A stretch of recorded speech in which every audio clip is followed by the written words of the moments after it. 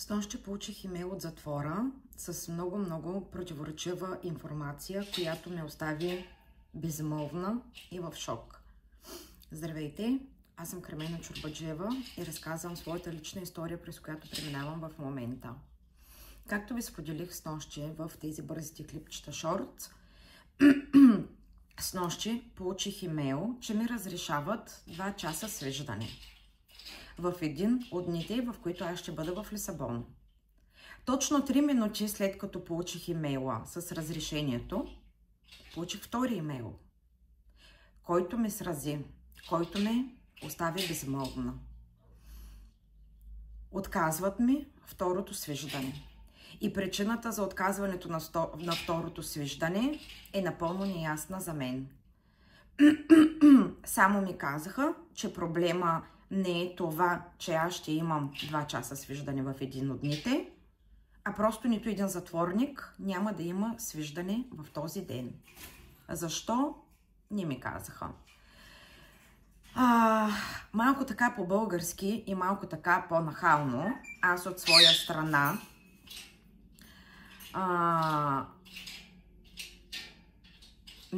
всъщност прискачам. Получавам имейл с разрешението. И аз им казвам, извинявам се, не разбрах, само за този ден ли ще имам 2 часа свиждане или за следващото свиждане на другата дата, на която е позволена.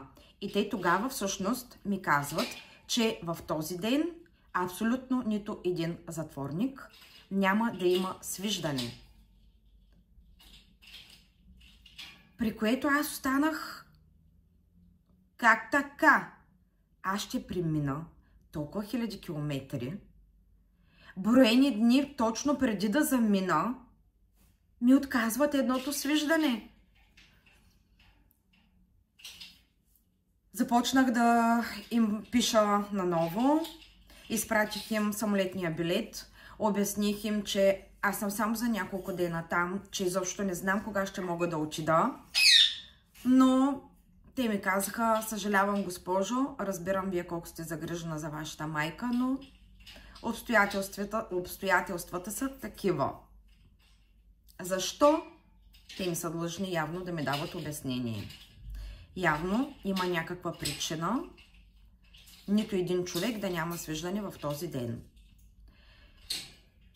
Другото нещо, което страшно много ме притесни и което е някаква такава като подвеждаща информация за мен е, аз им казвам, добре, всичко ми е платено, всичко е вече факт, добре ни дни аз съм при вас, кажете ми, аз когато дойда за свиждането, ще може ли да отида до администрацията, да видя какъв е проблема с моя телефон. Моят телефон ще бъде в мен и искам просто да позвоним, да видим дали ще ми даде свободно. И те ми казват, ние не можем да осъществим международни разговори. Окей, разбирам го. Но майка ви може да ви се обади когато иска. И аз от своя страна, тъй като знаете, че този телефонен номер го използва сина ми, им казвам, добре, можете ли да ми кажете в кой ден е разрешено да се обади, в кой час, за да мога аз да седя и да чакам, като аз си мисля сама за себе си, в тези дни, в тези часове и този телефон ще е в мен. И те ми казват, тя може да се обажда всеки ден, когато пожелае. Няма ограничения. И сега моите мисли започват. Но, преди да ви споделя моите мисли, искам да ви кажа и за предните имейли. Още преди да въведат моят телефонен номер, преди да го потвърдят и преди да го одобрят, те ми писаха многократно, че не могат да се свържат от затвора с мен и че майка ми се опитва да се свърже. Дори вечерта ми писаха. Беше при мен 7:20 вечерта. Нямаме 2 часа разлика. И ми писаха, тя се опитва да ти звънне сега. Но не успява. Значи, в първите имейли тя се опитва да ми звънне, но не може. Има някакъв проблем. А сега ми казват, ако тя пожелае да ти звънне. Оставят ми с едни такива горчиви мисли, в които Тя явно месец и половина не иска да ми звъни ли? Тя вече знае, затвора се уведомили, че аз отивам. Приятел е уведомил на трети свиждане, че аз отивам. Защо тя не ми звъни? Какъв е проблема? И защо не ме уведомиха? Аз си пиша с тях от 1 месец и малко. Защо не ми казаха по-рано, още в самото начало, че аз ще имам само едно свиждане? Аз нямаше да се запазя за цяла седмица да съм там. Първото, което е. Аз си мислех, че ще имам 2 свиждания и че по средата между двете свиждания ще е в деня на делото. Нищо такова не се случва от това, което трябваше да бъде. Всъщност ще имам едно свиждане, всъщност деня на делото, това всъщност не е деня на делото, а е разпита на приятеля и след това моето свиждане е отменено. Той от своя страна ми казва, че тя ти звъни, но има проблем, не може да се свърже с теб, ти защо не вдигаш? Вие виждате всички тук, аз правя невъзможното. И отлитам, не знам си къде и сега заминавам.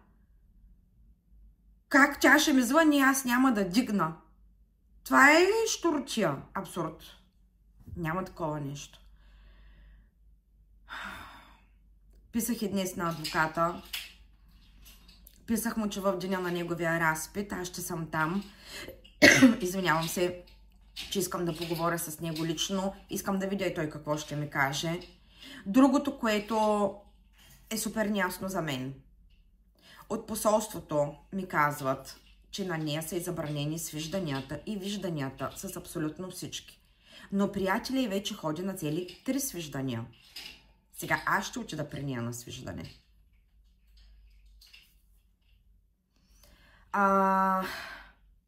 Това, което ми казват, и адвоката ми го каза, и от посолството ми го казват, че има човек, който е подал жалба, не жалба, ами как се казва такова, обвинение срещу нея. Но не е приятеля й. И никой не може да ми каже кой е този човек. И как е възможно да те съди някой човек в 21 век и ти да не знаеш кой те съди? Не знам от езиковата бариера ли се получава така? Честно ви казвам, хора, аз съм на ръба, аз съм на предела, не издържам. Всеки ден се случва нещо, всеки ден се случва нещо разочароващо.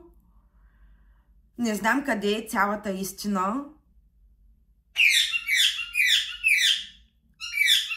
Толкова много се надявах на тези 2 часа, а сега изведнъж аз получих тези 2 часа, но си оставам с тези 2 часа.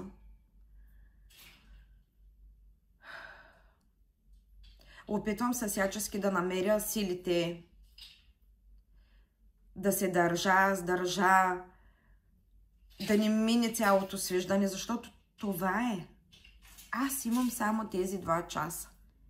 И една седмица, в която аз ще обикалям улиците, е така, безцелно. Защото всичко ми е платено. Аз можеше да... Ето това не доизказах одеве. Ако знаех, че ще имам само едно свиждане за 2 часа, аз пак щях да отида. Ето, казвам го. Но нямаше да се запазя за една седмица. Щях да отида на единия ден, да пренощувам, да съм спокойна. На другия ден щях да си мина свиждането. И тъй като свиждането е на деня, щях да имам една единствена нощувка там и щях да си тръгна.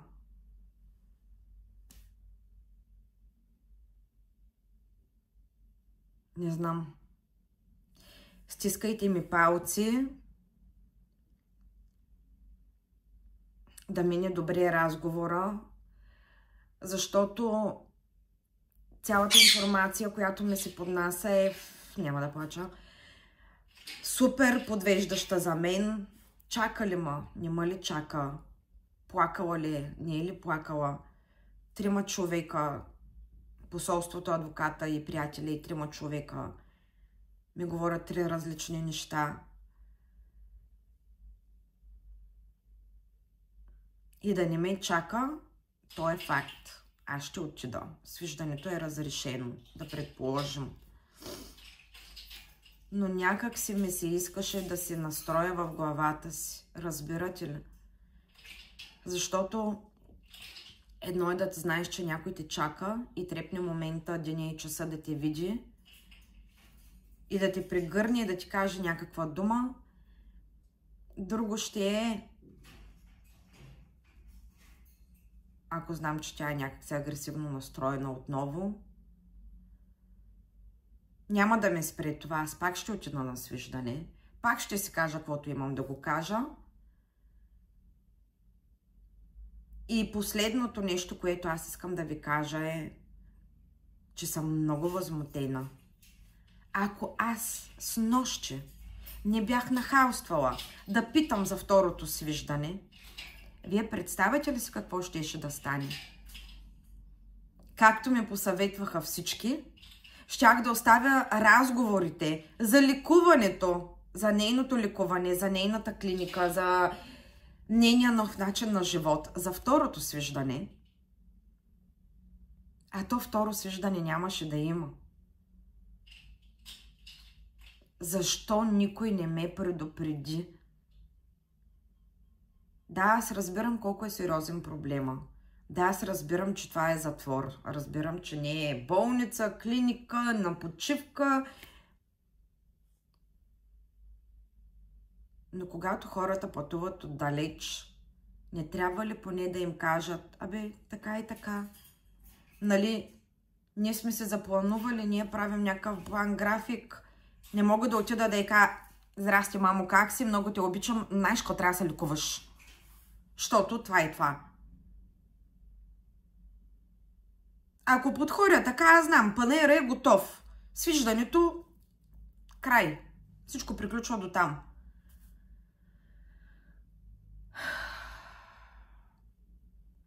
Дано това да е последната лоша новина, която ви споделям.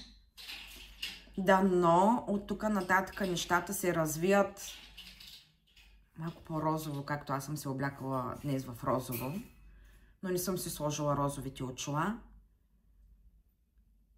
Малко милости към мен, защото всичко това, което ми се стоварва, нямам думи.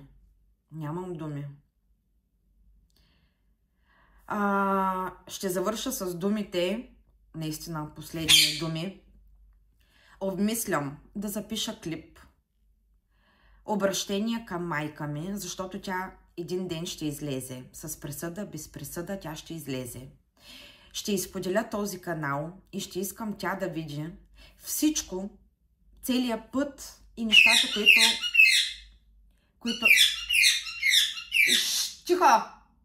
които аз съм направила за нея.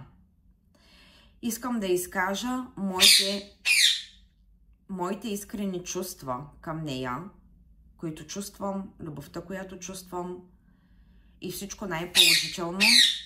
И защо тя трябва да се откаже от алкохола и защо тя трябва да се лекува. Така че, може би в следващия клип ще озаглавен видеоклип до моята майка или нещо такова. Моля ви, умолявам ви, от цялото си сърце и от цялата си душа.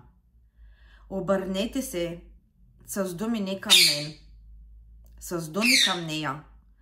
Мотивиращи думи, амбициращи думи.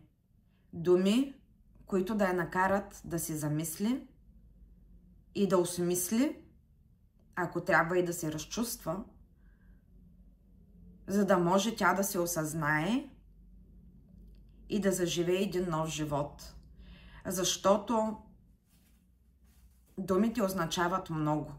Да, аз сама за себе си съм много силен човек, предвид живота, който съм живяла и който продължавам да живея с тези всичките неща, които ми се случват.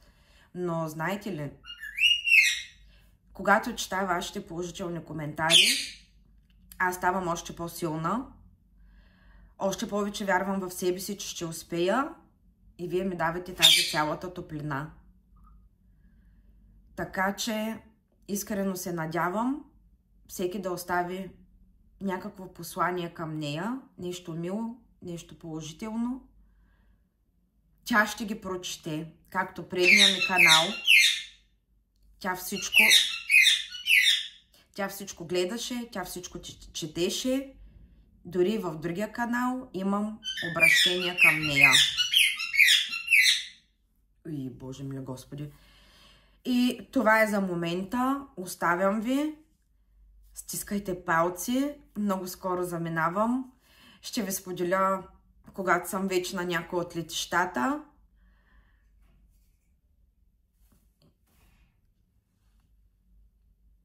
И наистина много се радвам, че ще я видя. Спирам, защото няма да плача.